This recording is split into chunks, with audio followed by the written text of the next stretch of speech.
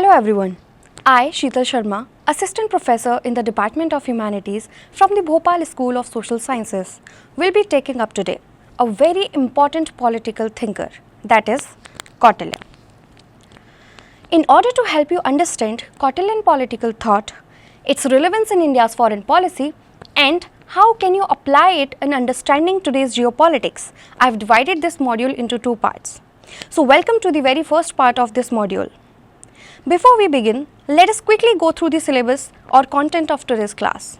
So this is the content of today's class. Firstly, we will be covering that why we need to study the ancient political thought. Why is it important to study the ancient wisdom? Then, secondly, we will be covering about Kautilya itself, the introduction about Kautilya. Then, we will understand about the Mandal Theory that is propounded by Kautilya, which is also known as the Raj Mandala Siddhant, and its contemporary relevance in today's world. Now, without wasting any time, let us quickly go through the first topic, that is, why do we need to study the ancient political thought? Why is it important to analyze it, and how can we get our understanding or how can we frame our current strategies according to the ancient political thought? So firstly, we know that ancient political thought provides us the foundational understanding of the core political concepts of political science. Secondly, it helps us in understanding the evolution of political philosophy, how it has evolved over the period of time. Then secondly, we know that political philosophy have a very profound influence on the development of modern democratic theory. Modern democratic theory, which we study today, that is completely influenced and impacted by the ancient political thought. Thirdly, we know that there are some specific regions in India, and those regions have their own history, their own political thoughts that have been there, right? By understanding the ancient political thought, we can also understand the indigenous problems of those regions, which will ultimately help us in addressing the contemporary political problems of that particular place. Now, we know that there are many ancient texts that are present in India, be it the Vedas, Upanishads, Manusmritis, Arthashastra, etc., which gives enough knowledge, a deep or rich philosophy of the governance, life, diplomacy, etc., which shows that intellectual tradition in India is incredibly deep. Yet, many thinkers outside the major canonical figures have remained relatively obscure. For an instance, there is Kamandak. Kamandak was an ancient political thinker who have compiled Niti Sar, which talks about governance, diplomacy, statecraft of the region. Then there is Shivaji and the Raj Dharma, which projects warfare as protection of dharma, not conquest. Then there is Thiruvalluvar, who was an ancient political thinker in Tamil Nadu or the Tamil region, South region, and the epic work of Tamil literature have been compiled by him, that is Thirukkural. Thirukkural talks about ethics in warfare, which is comparable with today's Geneva Convention. So now we have understood that ancient political thought is very important and it has a complete relevance with today's world.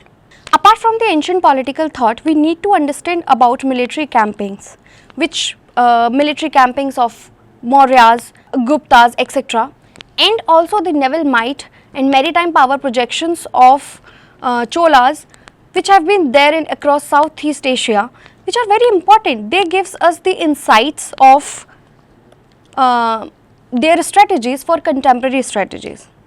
Now, why am I talking about all this? Because on the same lines, with the same purpose, last year, Ministry of Defence has started a project with Indian Army, the project called Udbhav. This project is going to analyze the ancient wisdom and they will integrate the knowledge of ancient wisdom with the modern military pedagogy. Now, when we have understood that understanding and studying ancient political thought is important, now let us quickly move forward and talk about Kautilya. Kautilya, who was also known as Chanakya, Vishnugupta, etc., have been the ancient Indian political philosopher, strategist and also diplomat. Now, was the prime minister in the kingdom of Chandragupta Maurya. Chandragupta Maurya, who have been a mighty emperor. Now, Kautilya is also credited with enabling the establishment of mighty Mauryan empire. Today we know him because of the monumental text, that is Arthashastra, which have been a very big compilation which comprises of 15 books, 150 chapters and 180 topics, which talks about the statecraft, diplomacy, military strategy and foreign policy. From that Arthashastra only we have taken so many theories that have been propounded by Kautilya. The theories are the six-fold policy, the Saptang theory, the idea of espionage, the idea of exchequer, etc. Among them, the biggest one is the Mandal Theory, which is completely relevant today. So now we are going to discuss the Mandal Theory. Kautilya's Mandal Theory have been discussed in the 7th book of Arthashastra, where Kautilya has talked about the international relations through Mandal system. Now what do we understand by Mandal? So Mandal is a Sanskrit word which means circle. So Kautilya used this concept to explain about the interstate relations, the positions of the states in the international arena. Now Kautilya envisioned that there are 12 kings in the vicinity of the Vijigishu. Vijigishu means an aspiring king, a conqueror. So other kings are forming circles of friends and foes around the Vijigishu. We will be understanding the Mandal theory in detail, but before that we need to understand that why relations are important. So relations in the international arena are very important because no state exists in isolation, right? Other than that, every state is competing with the other state for land because land is a very scarce resource. Then the natural order of the world is that none is contented with what they already have. That's why there is no stability in the foreign relations until unless you are taking care of your relation with the other states. Now, to maintain the stability of the kingdom, you need to take care of the foreign relations. Otherwise, this has been advised by the Kautilya that if you are not taking great care of your relations, you are going to fall prey to the conspiracy hatched by other kings. In Arthashastra, Kautilya has advised that the only solution is to stay wakeful and use offense as the best defense. Because in international relations, there is no permanent enemy or friend, but there are permanent interest.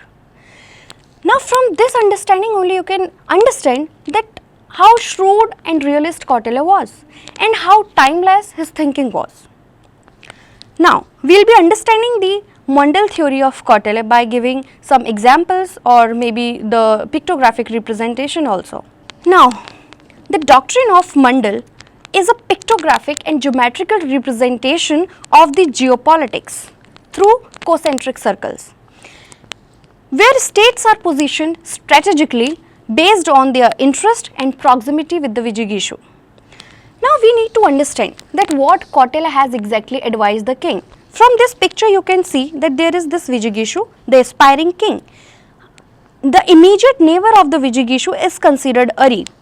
Now Kautilya advises the king that consider your immediate neighbor either as the potential threat, rival or the Ari state.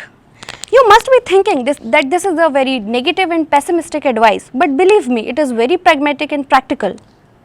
Why? Because if you are having a state as your immediate neighbor, you will be sharing your natural resources, the land, the water, the forest, etc.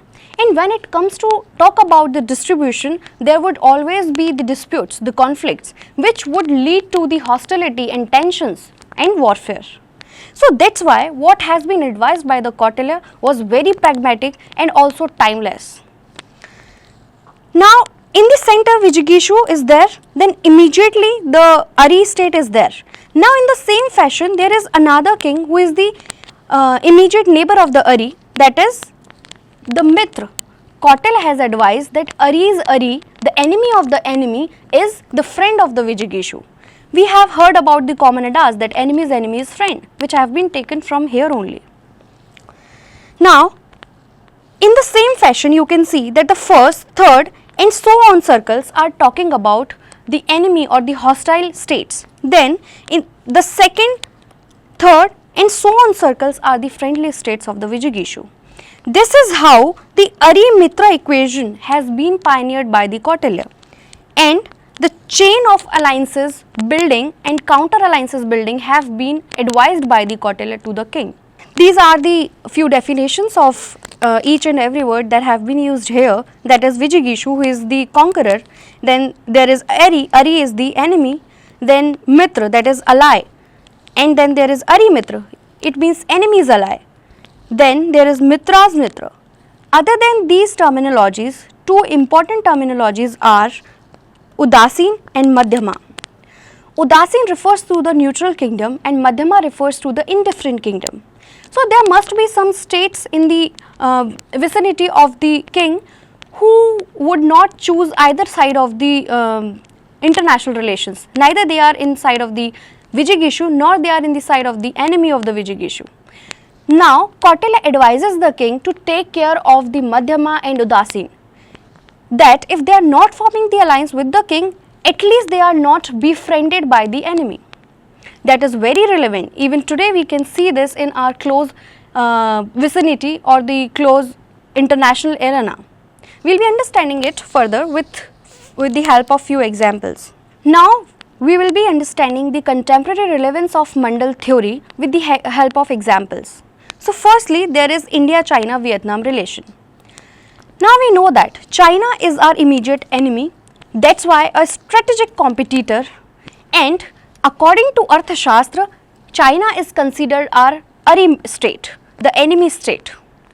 Now in the same fashion, Vietnam is the neighboring state of China, which means Vietnam is the enemy's enemy, which means it is the friend of India. So that's why India is investing in the defense, trade, maritime cooperation, so that Vietnam and India can counter China. Second example, we can talk about India, Pakistan and Afghanistan. Pakistan, which is a historical rival of India and also a neighbor, so considered to be the enemy state. Secondly, Afghanistan is the neighbor of Pakistan, which means enemy's enemy again. So Afghanistan is going to be the friend of India.